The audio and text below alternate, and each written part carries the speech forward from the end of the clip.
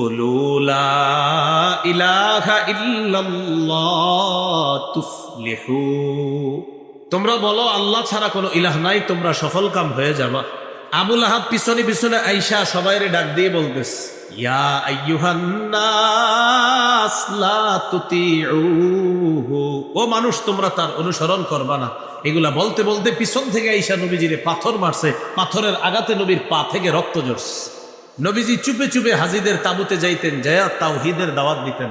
আবু লাহাব পিছনে পিছনে যাইতো, যাওয়ার পর হাজিদেরকে বলতো, ইয়া আইয়ুহান নাস লা তুতিউহু ফাইন্নাহু সাবিউন কাযযাব। নাউযুবিল্লাহ। ও লোক সকল, তোমরা হজ করতে আসছো, এই লোকটার কথায় তোমরা কান দিবা না। সে হলো ধর্মত্যাগী মিথ্যাবাদী, তার কথায় তোমরা কান দিবা না। নাউযুবিল্লাহ। নবীজিরে বলল, সে ধর্মত্যাগী, সে মিথ্যাবাদী, তার কথায় কান দিবা না, তোমরা তার অনুসরণ করবা না। এগুলা হাজিদেরকে আবু লাহাব বুঝাইত। এগুলা সব নবুয়ত প্রকাশের পরের অবস্থা। নবুয়ত প্রকাশের আগে সম্পর্ক অত্যন্ত ভালো, প্রকাশের পরে সম্পর্ক হয়ে গেল খারাপ। এই গেল তাব্বাত ইয়াদা আবি লাহাব ওয়া তাব। সে নিজেও ধ্বংস। পরের আয়াতে আমরা যাই, মা আগনা আনহু মালুহু ওয়া মা কাসাব। তার ধন সম্পদ তার কোনো কাজে আসে নাই, উপকারে আসে নাই। বদর যুদ্ধে কাফেররা শোচনীয়ভাবে পরাজয় বরণ করার 7 দিন পর আবু লাহাবের গলার মধ্যে গুটি বসন্ত রোগ হয়। গুটি বসন্ত, এটাকে আদাসাও বলা হয়। হ্যাঁ, আদাসা। এই রোগটা অনেকটা প্লেগ রোগের মতো, আবার এটাকে গুটি বসন্ত বলে। গলার মধ্যে শুরু হল। এই রোগ হওয়ার পর কিছুদিন পর আবু লাহাব মারা গেছে। খুব মন দিয়ে বুঝেন এই জায়গাটা। মারা যাওয়ার পর আরবরা এই রোগটারে খুব ভয় পেত। তারা এটাকে মনে করতো এটা ছোঁয়াচে রোগ, এই রোগ আমার গায়েও আসতে পারে। আবু লাহাবের সন্তানরা আবু লাহাবকে ছেড়ে পালিয়ে গেল, যেটা করোনা ভাইরাসের সময় আমরা দেখেছি। কোটিপতি বাবাকে হুজুরদের সামনে রেখে সন্তান পালায় গেছে। করোনার সময় সন্তান বাপ রেখে পালাইছে। এই যে দেখেন, আবু লাহাবের ছেলেরা বাবার লাশ রাইখা দূরে চলে গেছে। 3 দিন পর্যন্ত লাশ কেউ ধরে না। পচা গন্ধ ছুটার পর এরপর সন্তানরা আসছে। একজনের সহায়তায় এই লাশ নিয়ে গেছে মক্কার একটা উঁচু ভূমিতে। সেখানে নিয়ে যাওয়ার পর গর্ত করছে, গর্ত করে তাও হাত দিয়ে গর্তের মধ্যে ফালায় নাই, লাঠি দিয়ে ধাক্কায়া লাশটা কবরের মধ্যে ফালায়া দিছে। জালেমদের পরিণতি এমনই হয়। এই হলো আবু লাহাবের মৃত্যুর করুণ পরিণতি। এই জন্য আল্লাহ বললেন, মা আগনা আনহু মালুহু ওয়া মা কাসাব। আবু লাহাব যা কামাই করছে, আবু লাহাবের ধন সম্পদ তার কোনো কাজে আসলো না। মরার পর তার সম্পদ, তার সন্তান তার কোনো কাজে আসে নাই। আল্লাহ তাআলা বলেন, সায়াসলা নারান যাতা লাহাব। সে চিরেই প্রবেশ করবে এমন আগুনে, যাতা লাহাব, অগ্নিস্ফুলিঙ্গ লেলিহান অগ্নিশিখাযুক্ত আগুনে সে প্রবেশ করবে। এটা হলো 1 থেকে 3 নম্বর আয়াত। এই আয়াতে আল্লাহ তাআলা আবু লাহাব আমাদের নবীরে অভিশাপ দিয়েছিলেন, এই অভিশাপের জবাব আল্লাহ দিয়েছে। 4-5 নম্বর আয়াতে আল্লাহ বলেন, ওয়ামরাআতুহু হাম্মালাতাল হাতাব। তার স্ত্রীও আগুনে প্রবেশ করবে। হাম্মালাতাল হাতাব, ইন্ধন বহনকারী স্ত্রী। কি বহনকারী? বলেন জ্বালানি। জ্বালানি বহনকারী আবু লাহাবের স্ত্রীও আগুনে প্রবেশ করবে। তো আল্লাহ তাআলা বলেন, ওয়ামরাআতুহু হাম্মালাতাল হাতাব। আবু লাহাবের স্ত্রী আওরা বিনতে হারব অথবা আরওয়া বিনতে হারব, ইন্ধন বহনকারী নারী, সেও জাহান্নামে প্রবেশ করবে। ফি জিদিহা হাবলুম মিন মাসাদ। তার গলার মধ্যে থাকবে পাকানো রশি। বলেন, গলায় কি থাকবে? খুব বুঝতে হবে এই জায়গাটা। হাম্মালাতাল হাতবের একটা ব্যাখ্যা কিন্তু দিছি, আপনাদের আশা করি মনে আছে। সমাজে অশান্তি সৃষ্টি যে করে, যে সংসার ভাঙে, তাকে বলা হয় হাম্মালাতাল হাতব। আরেকটা ব্যাখ্যা, আবু লাহাবের স্ত্রী ধনী মানুষ ছিল, এরপরে কৃপণতা করত, খুব কৃপণ ছিল, ধনী হওয়ার পরেও কৃপণ ছিল। সে নিজে কি করত? গলার মধ্যে রশি পাকায়া, এই রশি দিয়া বাইদা কাঠ সংগ্রহ করে নিয়ে এসে এটা দিয়ে রান্না করত। কোনো খাদেম সেবিকা রাখতো না, কারণ টাকা দেওয়া লাগবে। এই জন্য সে নিজেই কিপটামি আর কৃপণতা করে এগুলা নিজে বহন করে নিয়ে আসতো। তো বহন করার আরবি হলো হাম্মালা, আর আল হাতবের বাংলা হলো কাঠ। তাহলে হাম্মালাতুল হাতবের আরেকটা বাংলা কাঠ বহনকারিনী, কাষ্ঠ বহনকারিনী। একটা হলো ইন্ধন বহনকারিনী, জ্বালানি বহনকারিনী, কাঠ বহনকারিনী।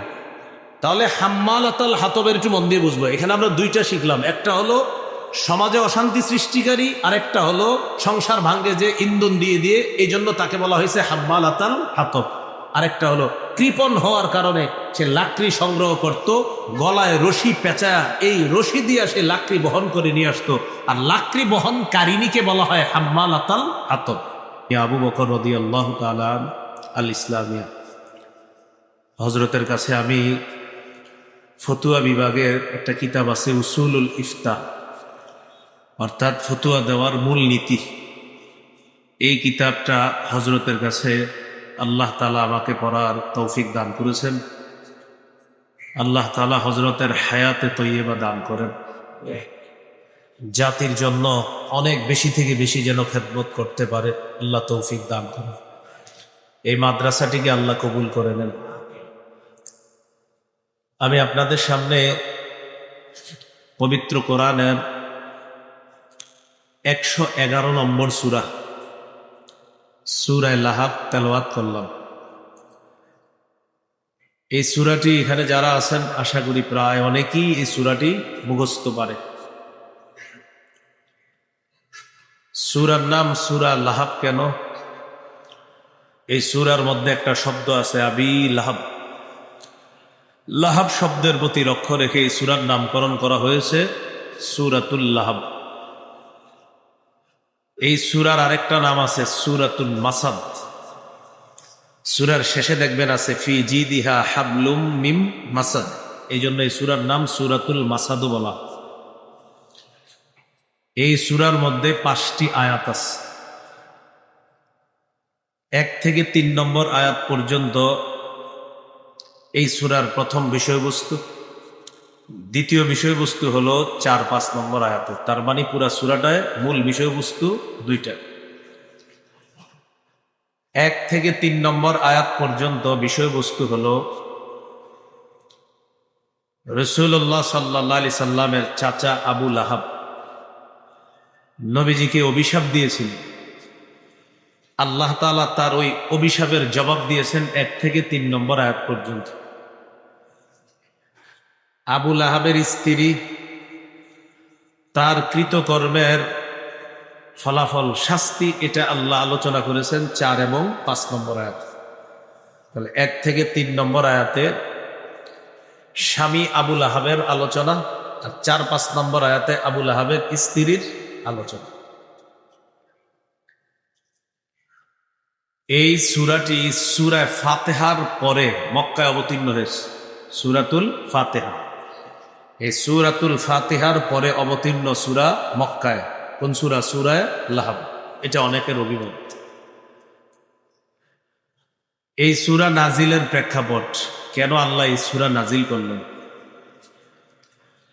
সহিহ বুখারীর বর্ণনা 4770 নম্বর হাদিস।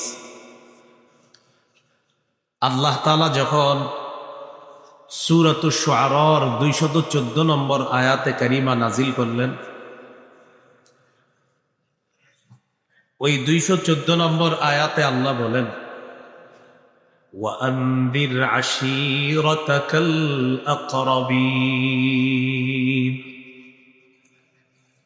নবী, আপনি আপনার নিকট আত্মীয় যারা আছে তাদেরকে ভয় দেখান, ভীতি প্রদর্শন করেন, জাহান্নামের ভয় দেখান। এই আয়াতের মাধ্যমে নবীজির প্রতি প্রকাশ্যে দাওয়াতের নির্দেশনা এসেছে আল্লাহর পক্ষ থেকে। এর আগে নবীজি গোপনে দাওয়াত দিয়েছেন।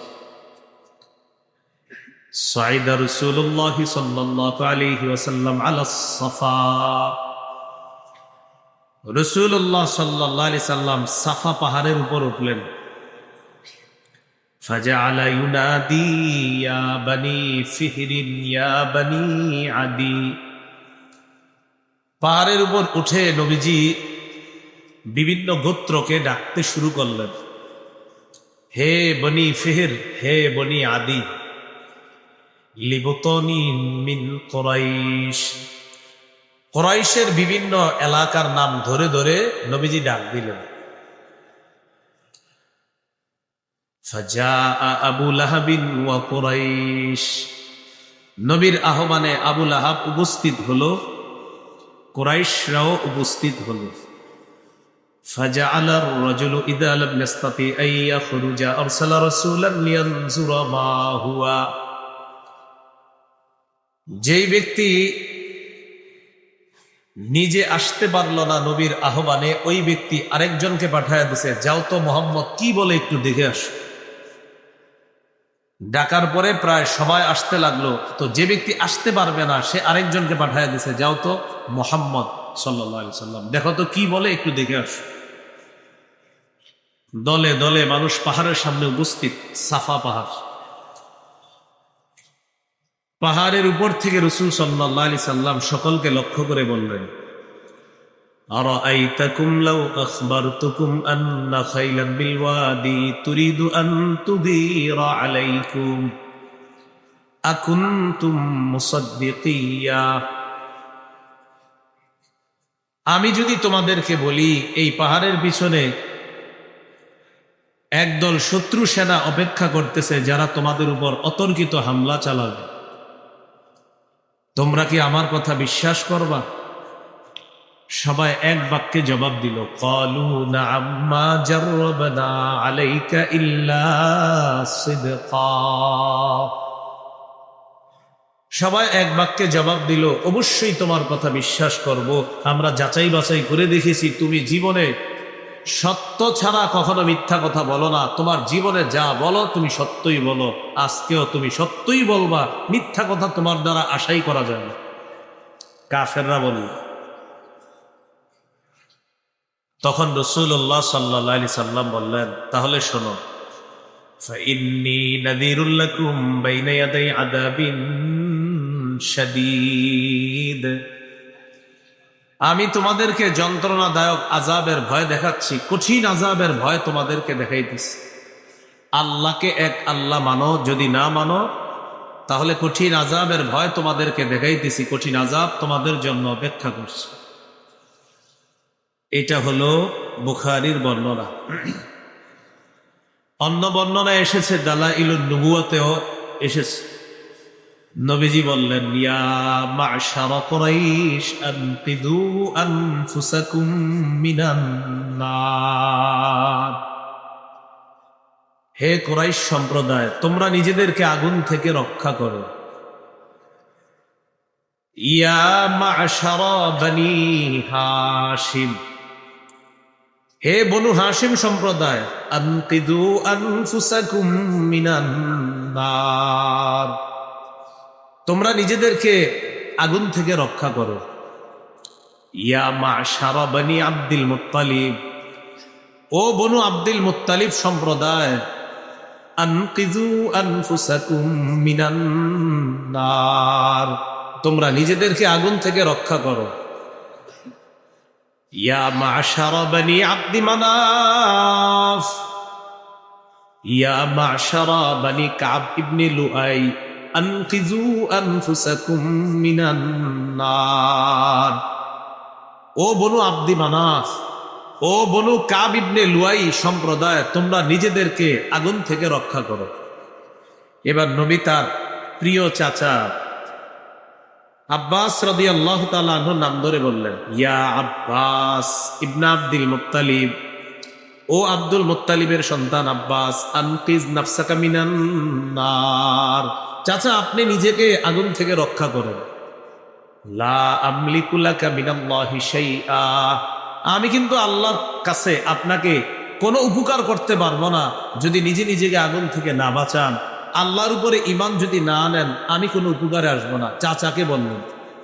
এবার নিজের মেয়ে ফাতেমাকে বললেন, ইয়া ফাতিমা বিনতা মুহাম্মাদিন সাল্লাল্লাহু আলাইহি ওয়াসাল্লাম, ও মুহাম্মদের সন্তান ফাতেমা, আনকিজি নাফসাকি মিনান নার, ফাতেমা তোমার বাবা মুহাম্মদ ঠিক আছে, তুমি আমার সন্তান ফাতেমা, নিজেকে আগুন থেকে বাঁচাও। লা আমলিকু লাকি মিনাল্লাহি শাইআ, আমি কিন্তু কোনো কাজে আসবো না তোমার, যদি তুমি নিজেকে সংশোধন করে না যাও আমি কিন্তু কাজে আসবো। নবীজি সতর্ক বার্তা দিয়ে দিলেন নিকট আত্মীয়দের। আবু লাহাব দাঁড়ায় গেছে, মেজাজ খারাপ হয়ে গেছে। فقال أبو لهب تبا لك سائر اليوم ألهذا جمعتنا। আবু লাহাব দাঁড়িয়ে বলল, মুহাম্মদ, তোমার পুরাটা দিন ধ্বংস হোক, তুমি কি এই কারণে আমাদেরকে একত্রিত করেছো? বলি নাউজুবিল্লাহ। এই যে বলছে তোমার পুরাটা দিন ধ্বংস হোক, তাব্বান লাকা, আল্লাহ ঠিক তার ভাষায় কোরআনের সূরা নাজিল করে দিলেন, আমার নবী ধ্বংস হবে না। তাব্বাত ইয়াদা আবি লাহাবি ওয়া তাব। আল্লাহ তাআলা জানায়া দিলেন আবু লাহাবের 2 হাত ধ্বংস, সে নিজেও ধ্বংস, ডাবল ধ্বংস। আমার নবীকে সে বলছে তাব্বাত, আল্লাহ তার ভাষায় বলে দিলেন তাব্বাত ইয়াদা আবি লাহাব, আবু লাহাবের 2 হাত ধ্বংস। হাত দ্বারা উদ্দেশ্য ব্যক্তি আবু লাহাব। আরবরা অঙ্গ দ্বারা পুরা মানুষটাকে উদ্দেশ্য নিত, এই জন্য আল্লাহ তাআলা প্রথমে অঙ্গের কথা বলে বললেন তাব্বাত, তুই নিজেও ধ্বংস, তোর 2 হাত ধ্বংস, তুইও ধ্বংস। তো আল্লাহ তাআলা আয়াত নাজিল করে দিলেন, সূরা নাজিল করে দিলেন, তাব্বাত ইয়াদা আবি লাহাবিউ ওয়া তাব। তাব্বাত এটার অর্থ হলো খবা, খাসিরা, হালাকা, ধ্বংস হওয়া। মূল হলো তামাম। আল্লাহ পবিত্র কোরআনে বলেছেন ওয়ামা কাইদু ফিরআউনা ইল্লা ফি তামাম। ফিরআউনের চক্রান্ত ধ্বংস, নস্যাৎ। তো তাবাব অর্থ ধ্বংস। এই তাব্বাত মানে ধ্বংস হোক আবু লাহাবের 2 হাত, ওয়াতাব, সে নিজেও ধ্বংস হোক। আবু লাহাবের পরিচয়, আবু লাহাব হলো আব্দুল মুত্তালিবের 10 পুত্রের এক পুত্র। নবীজির দাদা আব্দুল মুত্তালিব, তার 10 জন পুত্র, এই 10 জন পুত্রের একজন পুত্রের নাম হলো আবু লাহাব। লাহাব মানে হলো লেলিহান, লালিমা যুক্ত, অগ্নি বর্ণ। আবু লাহাব দেখতে ছিল সুন্দর, লাল টকটক, এই জন্য তার নাম আবু লাহাব। অগ্নিস্ফুলিঙ্গের বাবা। তার মূল নাম হলো আব্দুল উজ্জা। আবু লাহাবের মূল নাম কি? আব্দুল উজ্জা, মানে উজ্জা দেবীর গোলাম। আল্লাহ তাআলা তার মূল নাম না বলে কেন আবু লাহাব বললেন, খুব মন দিয়ে বুঝলেন। তার মূল নামের মধ্যে শিরিক আছে। বলেন মূল নামে কি আছে? এই জন্য শিরিক তাওহীদের বিপরীতে, তাই আল্লাহ ওই শিরকি নামটা এখানে না বলে আল্লাহ আবু লাহাব বলেছে। কারণ আব্দুল উজ্জা এটা হলো তাওহীদের বিপরীত বাক্য, এজন্য আল্লাহ ওই তাওহীদের বিপরীত বাক্যটা কোরআনে না বলে তার লকব আবু লাহাব, অগ্নিস্ফুলিঙ্গের পিতা, এটা আল্লাহ বলেছেন। নবীজির চাচাদেরকে আমরা 3 ভাগে ভাগ করতে পারি, শিখে নিব সবাই। কয় ভাগে? 1 নাম্বার, নবীর চাচাদের মধ্যে কিছু চাচা এমন যারা নবীরে বিশ্বাস করেছে, নবীর পক্ষ হয়ে লড়াই করেছে এবং ইমানের উপর তাদের মৃত্যু হয়েছে, যেমন হযরত হামজা, হযরত আব্বাস রাদিয়াল্লাহু আনহুমা। 2, নবীর চাচাদের মধ্যে কিছু চাচা যারা নবীরে সহযোগিতা করেছে কিন্তু তাওহীদের উপর তারা ছিল না, মৃত্যু হয়েছে তাদের শিরিকের উপরেই, যেমন খাজা আবু তালেব। নবীজির খুব সহযোগিতা করছে কিন্তু ঈমান নিয়ে মৃত্যুবরণ করতে পারে নাই। 3 নাম্বার, নবীর চাচাদের মধ্যে কিছু চাচা নবুয়ত প্রকাশ পাওয়ার পর থেকে মৃত্যু অবধি নবীর শত্রুতা করেছে, যেমন আবু লাহাব। তাহলে চাচাদেরকে 3 ভাগে ভাগ করলাম। 1, নবীর কথা বিশ্বাস করেছে, ঈমান এনেছে, এই অবস্থায় মৃত্যুবরণ করেছে, হামজা, আব্বাস রাদিয়াল্লাহু আনহুমা। 2, নবীজিরে যথেষ্ট সহযোগিতা করেছে, আদর আপ্যায়ন যত্ন করেছে, কিন্তু ঈমান আনে নাই, শিরিকের উপর মৃত্যু হয়েছে, যেমন আবু তালেব। 3, নবুয়তের প্রকাশের পর থেকে মরণ পর্যন্ত নবীর শত্রুতা করেছে এবং ওই অবস্থায় মৃত্যু হয়েছে, যেমন আবু লাহাব। আবু লাহাবের পরিচয় বলতেছিলাম। রাসূল সাল্লাল্লাহু আলাইহি সাল্লামের নবুয়তের প্রকাশের আগ পর্যন্ত আবু লাহাবের সাথে নবীজির সম্পর্ক খুব সুন্দর ছিল। নবী জন্মের পরে আবু লাহাব খুশি হয়ে নিজে মানুষের কাছে গিয়ে সংবাদ দিছে, আমার ভাই আব্দুল্লাহর একটা ছেলে হয়েছে, তার বংশ রক্ষা হবে। এইভাবে খুশিতে সবাইরে সংবাদ দিস। কি করছে? সবাইকে সংবাদ দিস। এখানে বেদাতীদের একটা আকীদা আছে, এটা আবার আপনারা মুখস্থ রাখবেন। বেদাতীরা বলে যে সোমবারে আবুল আহাবের আযাব কমানো হয়, এটা জাল বর্ণনা। বলেন কি বর্ণনা? একদম জাল বর্ণনা। যে আবুল আহাব সোমবার দিন নবীর জন্মে খুশি হয়ে সুয়াইবা দাসীকে আজাদ করে দিয়েছে, আর নিজে খুশি হয়ে চারোদিকে খবর ছড়ায়া দিছে। তো বেদাতি যারা আছে তারা বলে নবীর জন্মে খুশি হওয়াতে আবুল আহাবকে সোমবারে আজাব কম দেওয়া হয়। টোটাল মিথ্যা কথা, জান। এটা প্রথম কথা। হ্যাঁ, এ হলো আবুল আহাব নবীজির জন্মে খুশি হয়েছিলেন, সবাইকে সংবাদ দিয়েছে, সুয়াইবা দাসীকে আজাদ করে দিছে। দ্বিতীয় কথা, রাসূল সাল্লাল্লাহু আলাইহি সাল্লামের শত্রুদের মধ্যে সবচেয়ে নিকটতম শত্রু ছিল আবুল আহাব। নবীজির শত্রু, কিন্তু নিকটতম শত্রু মানে সবচেয়ে কাছের আত্মীয় কে? আবুল আহাব। তৃতীয় কথা, আবুল আহাবের দুইজন ছেলে ছিল, উতবা, উতাইবা। কি নাম ভাই? উতবা, উতাইবা। এই দুই ছেলের সাথে নবীজি তার দুই মেয়েকে বিয়ে দিয়েছিল, রুকাইয়া, উম্মে কুলসুম রাদিয়াল্লাহু আনহুমা। এই দুইজনকে বিয়ে দিয়েছিল। তাহলে একদিক দিয়ে চাচা, আরেক দিক দিয়ে বেয়াই, খুব আন্তরিক সম্পর্ক ছিল। রাসূলুল্লাহ সাল্লাল্লাহু আলাইহি সাল্লামের নবুয়তের প্রকাশ যখন আল্লাহ ঘটাইলেন, ঘটানোর পর তখন এক নাম্বার আবুল আহাবের যে দুই সন্তান উতবা, উতাইবা, তাদের যে দুই স্ত্রী নবীর কন্যা রুকাইয়া, উম্মে কুলসুম, জোর করে তাদেরকে তালাক দেওয়াইছে। আবুল আহাব জোর করে তালাক দেওয়াইছে। এই নবীজির একটা কষ্ট দিল। দুই নাম্বার, নবীজির একজন পুত্র সন্তান ছিল, নাম আব্দুল্লাহ। কি নাম? নবীজির দ্বিতীয় পুত্র সন্তান নাম আব্দুল্লাহ। তার উপাধি ছিল তাহের বা তয়্যিব। এই তাহের বা তয়্যিব মারা যাওয়ার পর আবুল আহাব বলল মোহাম্মদ হলো আবতার। আবতার মানে লেস কাটা, নির্বংশ। এগুলা বলে বলে নবীজির কষ্ট দিত। আল্লাহ বলে দিলেন, ইন্না শানি আকা হুয়াল আবতার। আপনার শত্রু যে আপনারে নির্বংশ বলে, সেই নির্বংশ করে মানুষ ভালোভাবে স্মরণ করবে না। আমি আল্লাহ সারা দুনিয়াতে আপনাকে স্মরণের ব্যবস্থা করব।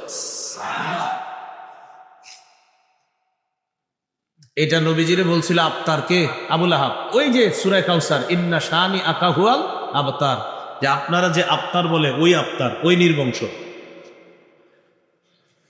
তিন নাম্বার, মানে নবুয়ত প্রকাশের পরের ঘটনা এগুলো। একটা বাজার আছে নাম জুল মাজাজ, বলতে পারবেন নি নাম? জুল মাজাজ। কি নাম বাজারটা? এই জুল মাজাজ বাজারে রাসূল সাল্লাল্লাহু আলাইহি সাল্লাম উম্মতকে দাওয়াত দিতেছে। কুলু লা ইলাহা ইল্লাল্লাহ তুফলিহু। তোমরা বলো আল্লাহ ছাড়া কোনো ইলাহ নাই, তোমরা সফলকাম হয়ে যাবা। আবুল আহাব পিছনে পিছনে আইসা সবাইরে ডাক দিয়ে বলতেছে, ইয়া আইয়ুহান নাস লা তুতিউহু। ও মানুষ, তোমরা তার অনুসরণ করবা না। এগুলা বলতে বলতে পিছন থেকে আইসা নবীজিরে পাথর মারছে। পাথরের আঘাতে নবীর পা থেকে রক্ত ঝরছে। চার নাম্বার ঘটনা, এটা নবুয়ত প্রকাশের পরের। হজের মৌসুমে নিরাপদ সফর, নবীজি চুপে চুপে হাজিদের তাবুতে যাইতেন, যায়া তাওহীদের দাওয়াত দিতেন। আবুল আহাব পিছনে পিছনে যাইতো, যাওয়ার পর হাজিদেরকে বলতো, ইয়া আইয়ুহান নাস লা তুতিউহু ফাইন্নাহু সাবিউন কাযযাব। নাউযুবিল্লাহ। ও লোক সকল, তোমরা হজ করতে আসছো, এই লোকটার কথায় তোমরা কান দিবা না। সে হলো ধর্মত্যাগী, মিথ্যাবাদী, তার কথায় তোমরা কান দিবা না। নাউযুবিল্লাহ।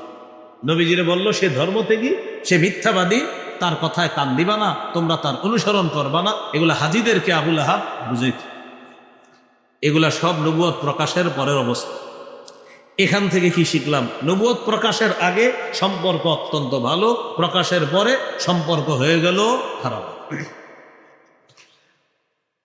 এখন মনে করেন কোন আলেম আপনার সাথে ভালো সম্পর্ক ছিল, মাশাআল্লাহ, সব ঠিক আছে। হঠাৎ একদিন উনি সুদের ওয়াজ করলো মসজিদের মধ্যে, আর আপনি সুদ খান। ঠিক খান? এখন আপনি রাগ করলেন, এটা কোনো কথা? আপনি 6 বছর ধরে সুদের ওয়াজ করেন না, আজকে করলেন। এই যে সুদের ওয়াজটা শোনার পরে হুজুরের সাথে আপনার শত্রুতা শুরু হয়ে গেল। তাহলে সুদের ওয়াজের আগ পর্যন্ত হুজুর ভালো ছিল, ওয়াজের পরে হুজুর হয়ে গেল খারাপ। স্বভাবটা আবুল আহাবের। আবুল আহাবের স্বভাব। হুজুর জেহাদের আলোচনা করছে একদিন। 10 বছরে জেহাদের আলোচনা করে না, একদিন জেহাদের আলোচনা করছে, তখন কয় এতদিন তো ঠিক ছিল, হঠাৎ আবার আপনি কি শুরু করলেন এরকম জিহাদ আলোচনা। তো জিহাদের আলোচনার আগ পর্যন্ত হুজুরের সাথে আপনার সম্পর্ক ভালো ছিল, আন্তরিকপূর্ণ সম্পর্ক ছিল, আন্তরিকতাপূর্ণ সম্পর্ক। জিহাদের আলোচনা করার পর হুজুরের উপরে পারেন না না পারেন একটা জঙ্গিবাদের ট্যাগ লাগাইয়া দিলেন, স্বভাবটা আবুল আহাবের, কাজটা ঠিক করেন না। তাহলে আশা করি কথাটা বুঝতে পারছেন। তাহলে আবুল আহাব নবীজির সাথে নবীর নবুয়ত প্রকাশের আগের সম্পর্ক ছিল একটা, নবুয়ত প্রকাশ পাওয়ার পরের সম্পর্ক আর একটা। এই জাতীয় স্বভাবের মানুষ আমাদের মাঝেও দেখা যায়। তো এই স্বভাবের মুসলমান যারা হবে এরা হবে মুসলিম রূপী মুনাফিক মার্কা শয়তান। আল্লাহ তাদের থেকে আমাদেরকে হেফাজত করে। এই গেল তাব্বাত ইয়াদা আবি লাহাব ওয়া তাব, সে নিজেও ধ্বংস। পরের আয়াতে আমরা যাই, মা আগনা আনহু মালুহু ওয়া মা কাসাব। মা আগনা আনহু মালুহু ওয়া মা কাসাব, তার ধন সম্পদ তার কোনো কাজে আসে নাই, উপকারে আসে নাই। বদর যুদ্ধে কাফেররা শোচনীয়ভাবে পরাজয় বরণ করার 7 দিন পর আবুল আহাবের গলার মধ্যে গুটি বসন্ত রোগ হয়। গুটি বসন্ত, এটাকে আদাসাও বলা হয়। হ্যাঁ, আদাসা। এই রোগটা অনেকটা প্লেগ রোগের মতো, আবার এটাকে গুটি বসন্ত বলে। গলার মধ্যে শুরু হয় বদর যুদ্ধের কয়দিন পর? 7 দিন। বদরে কাফেররা শোচনীয় পরাজয় বরণ করছে। এই ঘটনা শোনার 7 দিন পর আবুল আহাবের গলায় গুটি বসন্ত রোগ হয়। এই রোগ হওয়ার পর কিছুদিন পর আবুল আহাব মারা গেছে। খুব মন দিয়ে বুঝেন এই জায়গাটা। মারা যাওয়ার পর আরবরা এই রোগটারে খুব ভয় পেত। তারা এটাকে মনে করতো এটা ছোঁয়াছে রোগ, এই রোগ আমার গায়েও আসতে পারে। আবুল আহাবের সন্তানরা আবুল আহাবকে ছেড়ে পালিয়ে গেল, যেটা করোনা ভাইরাসের সময় আমরা দেখেছি। কোটিপতি বাবাকে হুজুরদের সামনে রেখে সন্তান পালায় গেছে। কোটিপতি বাবারে রেখে হুজুরের ফোন দিয়ে বলতো আপনি মরলে মরেন, যাওয়ার হবে, পরে যাওয়ার। মানে আপনাকে তো একটু দাম টাম নাই, এমনি আপনাকে বিয়ের সময় কাজে লাগে। আরে আমি বাপ মরছে, এখন করোনায় একটু কাজে লাগতে হবে, আপনার জানাজাটাও আপনাদেরকে কাজে লাগে। তো সব আপনারা এমনি না পারলে বলে দিব, আপনারা জঙ্গি এমনি এমন কাজ করেন। করোনার সময় সন্তান বাপ রেখে পালাইছে। এই যে দেখেন আবুল আহাবের ছেলেরা বাবার লাশ রাইখা দূরে চলে গেছে। 3 দিন পর্যন্ত লাশ কেউ ধরে না, পচা গন্ধ ছুটার পর এরপর সন্তানরা আসছে। একজনের সহায়তায় এই লাশ নিয়ে গেছে মক্কার একটা উঁচু ভূমিতে। সেখানে নিয়ে যাওয়ার পর গর্ত করছে, গর্ত করে তাও হাত দিয়ে গর্তের মধ্যে ফালায় নাই, লাঠি দিয়ে ধাক্কায়া লাশটা কবরের মধ্যে ফালায়া দিছে। জালেমদের পরিণতি এমনই হয়। এই হলো আবুল আহাবের মৃত্যুর করুণ পরিণতি। এই জন্য আল্লাহ বললেন মা আগনা আনহু মালুহু ওয়া মা কাসাব। আবুল আহাব যা কামাই করছে, আবুল আহাবের ধন সম্পদ তার কোনো কাজে আসলো না। মরার পর তার সম্পদ, তার সন্তান তার কোনো কাজে আসে নাই। আল্লাহ তাআলা বলেন সায়াসলা নারান যাতা লাহাব, সে চিরেই প্রবেশ করবে এমন আগুনে, যাতা লাহাব, অগ্নিস্ফুলিঙ্গ লেলিহান অগ্নিশিখা যুক্ত আগুনে সে প্রবেশ করবে। ও চিরেই সে প্রবেশ করবে আগুনে। যে আগুন লেলিহান অগ্নিশিখা যুক্ত আগুন, এই আগুনে সে প্রবেশ করবে। এটা হলো 1 থেকে 3 নম্বর আয়াত। এই আয়াতে আল্লাহ তাআলা আবুল আহাব আমাদের নবীর অভিশাপ দিয়েছিলেন, এই অভিশাপের জবাব আল্লাহ দিয়েছে। 4-5 নম্বর আয়াতে আল্লাহ বলেন ওয়ামরাআতুহু হাম্মালাতাল হাতাব, তার স্ত্রীও আগুনে প্রবেশ করবে। হাম্মালাতাল হাতাব, ইন্ধন বহনকারী স্ত্রী। ইন্ধন বহনকারী স্ত্রী কি বহনকারী? বলেন জ্বালানি। জ্বালানি বহনকারী আবুল আহাবের স্ত্রীও আগুনে প্রবেশ করবে।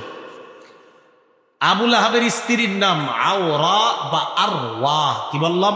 আওরা অথবা আরওয়া, তার স্ত্রীর নাম আওরা অথবা আরওয়া বিনতে হারব। আর তার একটা নাম ছিল উম্মে জামিল। তাহলে আওরা বিনতে হারব অথবা আরওয়া বিনতে হারব উম্মে জামিল আবু সুফিয়ানের বোন ছিল। কে? আবুল আহাবের স্ত্রী। আওরা কেন তার নাম? কেউ কেউ বলেছেন তার চোখ ছিল একটা টেরা, এই টেরা হওয়ার কারণে, আর টেরাকে আরবিতে বলা হয় আওরা, এই জন্য তাকে আওরা বলা। এটা হলো একটা ব্যাখ্যা। ইবনুল আরবি রহমতুল্লাহ আলাই তাকে বলছে সে হলো আওরা উম্মু কবিশ, সমস্ত খারাপির মূল হলো এই মহিলাটা, আবুল আহাবের স্ত্রী। এই আবুল আহাবের স্ত্রী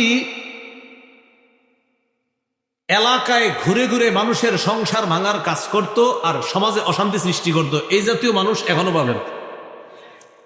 তার কাজ ছিল এলাকায় ঘুরে ঘুরে মানুষের সংসার ভাঙা। আর আরবরা সংসার ভাঙে যে তাকে বলতো হাম্মালাতুল হাতব। আরবরা সংসার ভাঙতো যে তাকে বলতো হাম্মালাতুল হাতব। তো ওইটা আরবি ব্যাকরণ অনুযায়ী হয়েছে হাম্মালাতা, জবর হয়েছে আরবি ব্যাকরণ অনুযায়ী আর কি আপনার, যে হাম্মালাতাল হাতব। হাল এগুলো আপনি বুঝবেন না, যাই হোক হাল জুল হালের মাসালা আছে এখানে, এই জন্য হচ্ছে হাম্মালাতাল হাতব। তো মূল আরবিটা হলো হাম্মালাতুল হাতব, এটা হলো মূল বাক্যটা। তো আরবি ব্যাকরণ গ্রামার অনুযায়ী কোরআনে আছে হাম্মালাতাল হাতব, এখানে জবর হয়েছে। তাহলে কি শিখলাম আজকে থেকে মনে রাখবো, আরবরা হাম্মালাতুল হাতব বলতো ওই ব্যক্তিকে যে মানুষের সংসার ভাঙতো, সংসার ভাঙার পিছনে ইন্ধন যোগাইতো। কি যোগাইতো? ইন্ধন। আর সমাজে অশান্তি সৃষ্টি করার ইন্ধন যোগাইতো। মনে আসেনি? হাম্মালাতুল হাতব অর্থ ইন্ধন বহনকারী, জ্বালানি বহনকারী। এই জন্য ইন্ধন বহন করত বলে তার নাম ছিল হাম্মালাতুল হাতব। সেখানে ইন্ধন দিত, তোমার বউ ভালো না, তোমার স্বামী ভালো না, ইন্ধন দিত আর সংসার ভাঙত আর সমাজে গিয়ে অশান্তি সৃষ্টি করতো। এটা এইভাবে হবে না, এটা এইভাবে হবে না, অশান্তি সৃষ্টি করত। তো আল্লাহ তাআলা বলেন হাম্মালাতাল হাতাব ওয়া ইমরাআতুহু হাম্মালাতাল হাতাব। আবু লাহাবের স্ত্রী আওরা বিনতে হারব অথবা আরওয়া বিনতে হারব ইন্ধন বহনকারী নারী, সেও জাহান্নামে প্রবেশ করবে। ফি জিদিহা হাবলুম মিন মাসাদ, তার গলার মধ্যে থাকবে পাকানো রশি। বলেন গলায় কি থাকবে? খুব বুঝতে হবে এই জায়গাটা। হাম্মালাতাল হাতবের একটা ব্যাখ্যা কিন্তু দিছি আপনাদের, আশা করি মনে আছে। সমাজে অশান্তি সৃষ্টি যে করে, যে সংসার ভাঙে, তাকে বলা হয় হাম্মালাতুল হাতব। আরেকটা ব্যাখ্যা, আবুল আহাবের স্ত্রী ধনী মানুষ ছিল, এরপরে কৃপণতা করত, খুব কৃপণ ছিল, ধনী হওয়ার পরেও কৃপণ ছিল। সে নিজে কি করত? গলার মধ্যে রশি পাকায়া, এই রশি দিয়া বাইদা কাঠ সংগ্রহ করে নিয়ে এসা এটা দিয়ে রান্না করত। কোনো খাদেম সেবিকা রাখতো না, কারণ টাকা দেওয়া লাগবে। এই জন্য সে নিজেই কিপটামি আর কৃপণতা করে এগুলা নিজে বহন করে নিয়ে আসতো। তো বহন করার আরবি হলো হাম্মালা, আর আল হাতবের বাংলা হলো কাঠ। তাহলে হাম্মালাতুল হাতবের আরেকটা বাংলা কাঠ বহনকারিনী, কাষ্ঠ বহনকারিনী। একটা হলো ইন্ধন বহনকারিনী, জ্বালানি বহনকারিনী, কাঠ বহনকারিনী।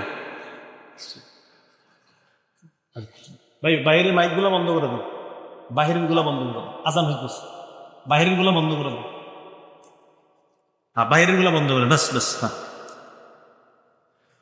তো একদম কাছ দূরে আছে, এখানে আজান হবে না।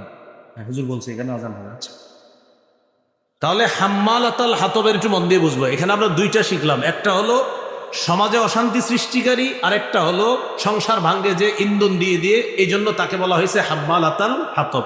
আরেকটা হলো কৃপণ হওয়ার কারণে সে লাকড়ি সংগ্রহ করত, গলায় রশি পেঁচা, এই রশি দিয়ে সে লাকড়ি বহন করে নিয়ে আসতো। আর লাকড়ি বহনকারিনীকে বলা হয় হাম্মালাতাল হাতব।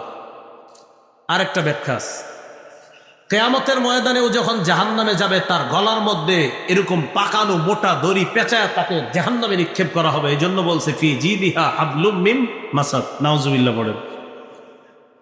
এই হলো হাম্মালাতাল হাতব, ফি জিদিহা হাবলুম মিন মাসাদ। এই সূরা যখন নাজিল হয়েছে, আবুল আহাবের স্ত্রী আরওয়া বিনতে হারব অথবা আওরা বিনতে হারব অথবা উম্মে জামিল দৌড়ে আসছে, পাথর নিয়ে আসছে। নাউজুবিল্লাহ পড়েন। এই পাথর নিয়ে আসছে নবীজিরে মেরে ফেলবে। নবীজি বসা, আবু বকর সিদ্দিক পাশে দাঁড়ানো। আল্লাহর কি কুদরত, উম্মে জামিল আল্লাহ রসুলকে দেখতে পান। নবীজি বসা, পাশে আবু বকর সিদ্দিক রাদিয়াল্লাহু তাআলা আনহু। আবু বকর সিদ্দিককে দেখা যায়, নবীকে সে দেখতে পাচ্ছেন। এটা কোন কোন তাফসীর কারক লিখেছেন। তো নবীরে না দেখা এবার আবু বকর সিদ্দিক রাদিয়াল্লাহু তাআলা আনহুকে বলতে লাগলো, উম্মে জামিল, আবু বকর তোমার সাথীকে জানায়া দিও। সে কবি ছিল তখন তিনটা ছন্দ বলল, মুযাম্মামান আসাইনা, মুযাম্মামান আসাইনা, ও আমরাহু আবাইনা, ও দীনাহু ক্বালাইনা। নাউজুবিল্লাহ পড়েন। আবু লাহাবের স্ত্রী কবি ছিল, সে নগদ কবিতা বানায় বলে ফেলতে পারতো। তো নবীজিরে আসছে পাথর মারার জন্য, এসে যখন পায় না, আবু বকর সিদ্দিককে বলতেছে, আবু বকর জানায়া দিবা তোমার সাথীকে কি মুযাম্মামান আসাইনা, সে হলো একটা নিন্দিত ব্যক্তি, তাকে আমি নাফরমানি করি, তাকে আমরা প্রত্যাখ্যান করি। নাউজুবিল্লাহ। আমাদের নবীকে নিন্দিত ব্যক্তি বলল কে? আবু লাহাবের স্ত্রী। প্রথম কবিতার ছন্দের অর্থ, দ্বিতীয় লাইনের অর্থ ও আমরাহু আবাইনা, তার যে বিষয়টা সে যে আমাদেরকে হুকুম করে এটা আমরা প্রত্যাখ্যান করি। নাউজুবিল্লাহ। 3 নাম্বার ওয়া দীনাহু ক্বালাইনা, তার দিনকে আমরা ঘৃণা ভরে প্রত্যাখ্যান করি। কি বলে? ঘৃণা ভরে প্রত্যাখ্যান করি। এটা কে বলল? আবু লাহাবের স্ত্রী আরওয়া বিনতে হারব অথবা আওরা বিনতে হারব অথবা উম্মে জামিল এই কথা বলল। তো আল্লাহ তাআলা এই সূরাটা নাজিল করলেন। এর মধ্যে কয়েকটা বিষয়, 3টা বিষয়। দাওয়াত দিতে গেলেন নবীজি, প্রথম বিষয়। দ্বিতীয় বিষয়, দাওয়াতের আগে নবীজিরে খুব মহব্বত করত, কিন্তু দাওয়াত, হকের দাওয়াত দেওয়ার সাথে সাথে আবু লাহাব ঘৃণা প্রকাশ করলো, এটা দ্বিতীয় বিষয়। 3 নাম্বার বিষয়, আবু লাহাবের স্ত্রী রাসূল সাল্লাল্লাহু আলাইহি সাল্লামের বিরোধিতা করার কারণে আল্লাহ তাআলা তাকেও ধ্বংস করেছেন। এই 3টা বিষয় এই সূরায় ফুটে উঠেছে। যদি একটা হলো শানে নুজুল আর 2টা হলো মূল বিষয়। এখান থেকে আমাদের শিক্ষা হলো, আমরা যখন দাওয়াতের কাজ করব, কিছু মানুষ থাকবে যারা আপনারে আমাকে মুখের উপরে অপমান করতে পারে, মিথ্যাবাদী বলতে পারে, এরকম মাইক ছিঁড়ে দিতে পারে, এরকম বলতে পারে, বয়ান অন্যটা করতে পারেন না, এটা করবেন না। এই ঘটনা কিন্তু দেখা যাইতেছে। বাকি আমাদের ভাগ্য এমন, এক তাগুত ছাইরা বারবার আরেক তাগুত ধরি, এই জন্য ভাগ্যটা এত সুন্দর করে পরিবর্তন হচ্ছে না এখন। এই জন্য এক তাগুতের পরিবর্তে আরেক তাগুত ধরা যাবে না। আল্লাহ রাসূল সাল্লাল্লাহু আলাইহি ওয়াসাল্লামের সেই ব্যবস্থা, সাহাবায়ে কেরামের যুগের সেই খেলাফত ব্যবস্থা, এটা ফিরিয়ে আনা মুসলমানদের জন্য একান্ত প্রয়োজন। খেলাফত ব্যবস্থা ছাড়া মুসলমানদের চূড়ান্ত ভাগ্যের পরিবর্তন হতে পারে না, হবে না, এটা কোশ্চিনকালে সম্ভব না। তাহলে দাওয়াতের কাজ করতে গেলে আবু লাহাব নবীজির বলছিল যে হাজী সাহেবদেরকে যখন দাওয়াত দেয়, এ তো মিথ্যাবাদী, তাহলে মিথ্যাবাদী বলতে পারে। সূরা আনআমের 34 নম্বর আয়াতে আল্লাহ সান্ত্বনা দিয়েছিলেন, ওয়ালাকাদ কুযযিবাত রুসুলুম মিন ক্বাবলিকা ফাসাবারু আলা মা কুযযিবু ওয়া উযু হাত্তা আতাহুম নাসরুনা। নবী, আপনার পূর্বের রাসূলদেরকেও মিথ্যাবাদী বলা হয়েছে, কষ্ট দেওয়া হয়েছে, তারা ধৈর্য ধারণ করেছে। এখান থেকে শিক্ষণীয়, দাওয়াতের কথা বললে, এই ওয়াজ মাহফিল করলে মানুষ কটু কথা বলতে পারে, এটা সহ্য করতে হবে। এটা কি করতে হবে ভাই? সহ্য করতে হবে। রাসূল সাল্লাল্লাহু আলাইহি সাল্লাম সহ্য করেছেন। 2 নাম্বার, হকের বিরোধিতা যারা করবে, আজ হোক কাল হোক, তাদের ধ্বংস হবে। তাদের কি হবে ভাই? ধ্বংস হবে। এই জন্য হকের বিরোধিতা করার কোনো সুযোগ নাই। 3 নাম্বার, হকের বিরোধিতাকারীদেরকে যারা সাপোর্ট করবে তারাও ধ্বংস হবে। আবার বলছি, 1, হকের দাওয়াত দিলে বাধা আসবে। 2, যে বিরোধিতা করবে তার ধ্বংস হবে। আবু লাহাব ধ্বংস হয়েছে। 3, ওই বিরোধিতাকারীকে যে সমর্থন করবে সেও ধ্বংস হবে। আবু লাহাবের বিবি তাকে সমর্থন করেছিল, তাই সেও ধ্বংস। আল্লাহ তাআলা আমাদের সকলকে সূরা লাহাব থেকে যে মৌলিক 3টা জিনিস শিখলাম, 1 নাম্বারটা কিন্তু সূরার মূল বিষয় না, আগে বলছি। 1 নাম্বারটা হলো শানে নুজুল, এই সূরা আল্লাহ কেন নাজিল করছেন। আর সূরার মূল বিষয় হলো 2 এবং 3। মূল বিষয় 2টা। একটা হলো 1 থেকে 3 নম্বর আয়াত পর্যন্ত হক প্রত্যাখ্যান করে নবীরে অভিশাপ দিয়েছে, আল্লাহ অভিশাপের জবাব দিয়েছেন। 4-5 নম্বর আয়াতে আবু লাহাবের স্ত্রী আবু লাহাবকে সমর্থন দিয়ে আল্লাহ নবীর বিরোধিতা করে, বিভিন্ন গালিগালাজ করে কবিতা রচনা করেছিল, আল্লাহ তাআলা তাকেও ধ্বংস করে ছেড়েছেন। তাহলে 1 নাম্বার, দাওয়াত দিতে হবে। 2 নাম্বার, বাধা আসবে, সহ্য করতে হবে, আর যারা দিবে তারা ধ্বংস হবে। 3 নাম্বার, দাওয়াতের বাধা যারা দিবে তাদের সমর্থন যে করবে সেও ধ্বংস হবে। আল্লাহ তাআলা আমাদের সকলকে সূরা লাহাবের এই শিক্ষাটা যেন আমরা নিয়ে আমাদের মধ্যে আমরা আনতে পারি, নিজেরা দাওয়াতের কাজ করতে পারি, আমাদের অনুকূলে হোক প্রতিকূলে হোক সর্ব অবস্থায় যেন হকের কাজ আমরা করতে পারি। আল্লাহ তাআলা তৌফিক দান করেন। সর্বোপরি আপনাদের এলাকাবাসী যারা আছেন, আপনাদের কাছে উস্তাজে মুহতারামের জন্য দোয়া চাই, এই মাদ্রাসাটার জন্য দোয়া চাই। মাদ্রাসার চারপাশে যে এই খাম্বাগুলা খুঁটিগুলা গাড়া হয়েছে, এই খুঁটিগুলা যেন অচিরেই দেখি যে এখানে আপনার ভবন নির্মাণ হয়ে গিয়েছে। এই জন্য সর্বপ্রথম সবাই আমরা আল্লাহর কাছে দোয়া করব। এরপরে হলো এলাকাবাসী যারা আছি আমরা সবাই হজরতকে সহযোগিতা করব। সহযোগিতার অর্থই না টাকা পয়সা দিতে হবে অনেক, এমন না। হ্যাঁ, পয়সাও দিবেন, দোয়াও করবেন, এবং কোনো ধরনের বাধা আসলে এটার মোকাবেলা করবেন ইনশাআল্লাহ। আল্লাহ তাআলা তৌফিক দান করেন। সুবহানাল্লাহি ওয়া বিহামদিহি, সুবহানাকাল্লাহুম্মা ওয়া বিহামদিকা আশহাদু আল্লা ইলাহা ইল্লা আনতা আস্তাগফিরুকা। আজকে দাওয়াতের আলোচনাটা আমার সংকলন মিম্বরের আমানতের প্রথম খণ্ডে পাবেন, গাড়িতে আছে। এটা যাদের প্রয়োজন হয় আপনারা নিতে পারেন। 1 থেকে 6 খণ্ড কিতাব আছে, ওরা নিয়ে এসেছে বলছে বলার জন্য। প্রথম খণ্ড সন্তানের 64টা অধিকার, দ্বিতীয় খণ্ড শিরিক বেদাত